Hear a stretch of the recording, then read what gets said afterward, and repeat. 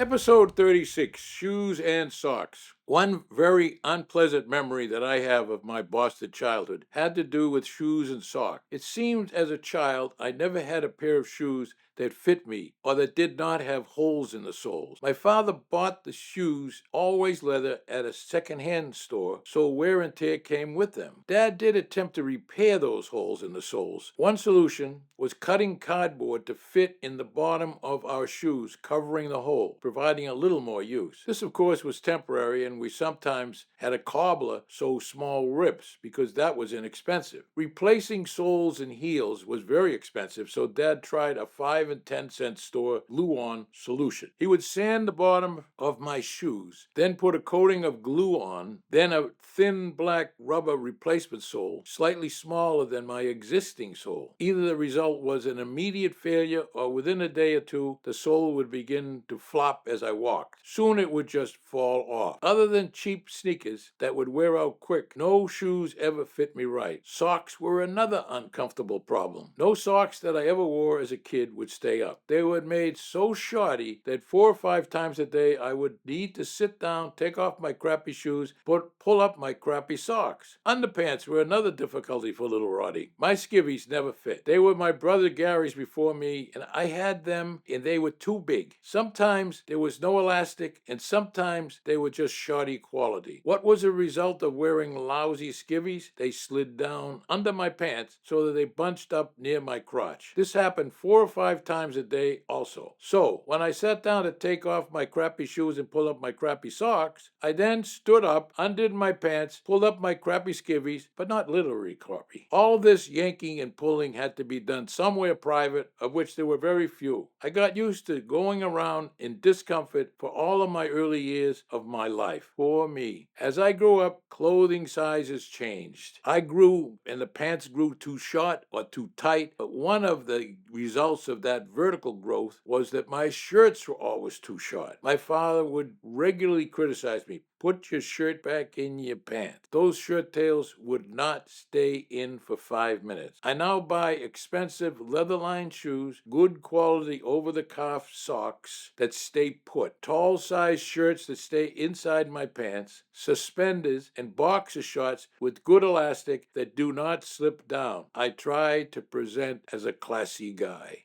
Thank you for viewing or listening to my podcast episode. I really appreciate it.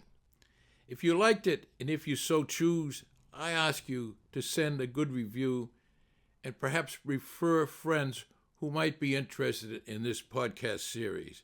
Again, my thanks.